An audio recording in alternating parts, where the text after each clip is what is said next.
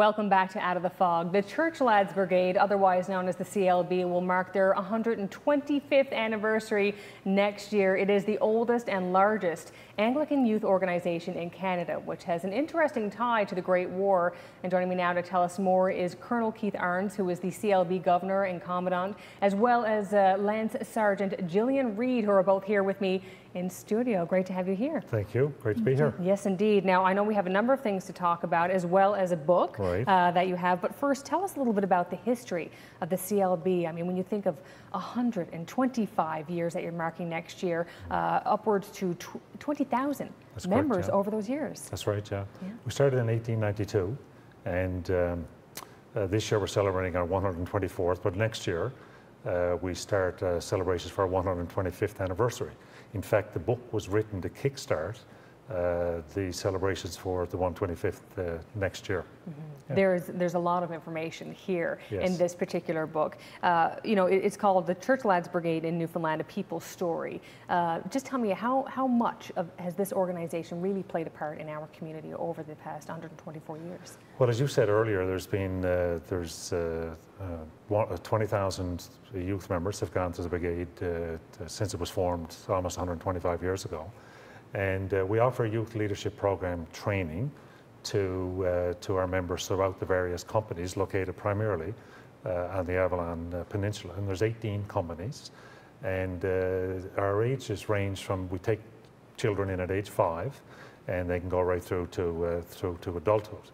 So primarily we do youth leadership training, supplemented with badge programs, summer camps, sports programs, and various trips that you're probably going to hear about in a few minutes as well. That's right. Now, before we get Gillian into this conversation, I do want to mention, you talked about the ages, so you can start at 5, and essentially upwards from there. You did mention a particular member, before we started rolling, that there's a particular ceremony taking place at the end of the month to mark 90 years? Yes, 90 years, that's correct, yeah. Mr. William Tilley, Major William G. Tilley, celebrates his 102nd birthday at the end of November.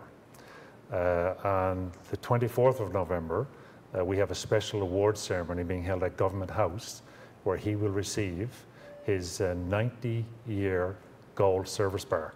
It's an incredible story. He's an incredible individual, and he's been a member of the CLB for 90 years. He was the drum major for 63 years of our regimental band, led the parades through the city for 63 years. And he was also, in latter years, and still is to this day, our brigade archivist. And when we had the fire, the building burnt in 1992, he started the reactivation of our archives the following day. So he's a wonderful individual, and we're looking forward to having him out with us on the 24th. Well, Gillian, I want to bring you into this conversation. When you hear about 90 years, how long have you been a part of the CLB? I've been in the CLB now for 12 years, starting next September. And what was it that, I guess, intrigued you about getting involved? Well, the CLB is mostly my family with my company. So my father was in the CLB and still is, and so I was involved through his involvement. So when you think, when you hear of, you know, like this particular gentleman who's been part of this for 90 years, can you see yourself, you know, being part of the CLB for as long as that? I hope so, yes. So tell me about some of the experiences and, I guess, opportunities that you've had. This past June, I went to Beaumont-Hamel for the ceremony there, commemorating the Beaumont-Hamel Battle of the First World War. And also, some other things that we do in CLB is, well, one of my favorite things is the Winter Challenge Camp. We have a challenge camp, 2 challenge camps every year, and it's a lot of fun. So what is a challenge camp? What does that consist of? It's usually a hike and games, and we camp outside for a few nights. So I want to tell me a little bit more about your trip to Beaumont-Hamel, that, of course, to commemorate the 100th anniversary.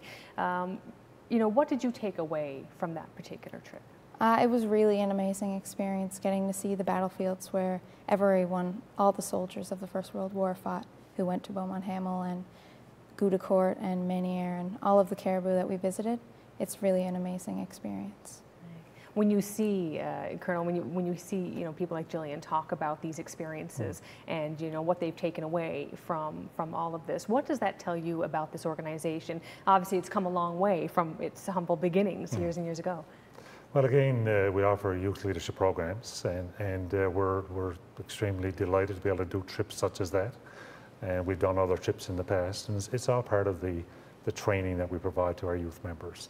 And as leaders, we love to see our youth members excel and to grow and experience these things and to enjoy the CLB experience, let's call it, right? Tell me a little bit more about the connection to the Great War. I mean, obviously, you had an amazing group of young individuals going over to Beaumont Hamel. Correct. But bring us back even 100 years ago. Well, if you go back 100 years ago, at the outbreak of the First World War, the CLB donated, free of charge, the CLB Armory, the old CLB Armory, to the war effort. And it was used as the headquarters for the regiment at the time. And pretty well every person that went overseas marched through the arches of the CLB Armory and were led by the CLB regimental band down to the ships and or the trains to go off to war. So our history goes back quite a ways. The first 500, there were approximately 110 members of the CLB were part of the first 500 contingent. And of course the Blue Partis, that's how they became known as the Blue Partis, because when they were outfitting the first 500 to go overseas, they didn't have the stockings to go on their boots, and they came to the CLB, and we provided the stockings that we used, the puttees that we used, which of course were blue to match our uniforms, hence the name stuck as the Blue Puttees, right? So there's been a long, long association with the CLB, with the regiment and with the war effort. Yeah. Well, and of course, all of that is captured in this very book, which we're going to tell everybody about because we have a few copies to give away. We have a couple of book bundles, so you might get a chance to win one of these shortly. I want to thank you both very much for your time here this evening, and all the best. It's a pleasure to be here. Thank you very much. All right, we are going to take a very short break. We'll be right back. Stay with us. Call the Rogers TV viewer response line, email us, or connect with us on social media.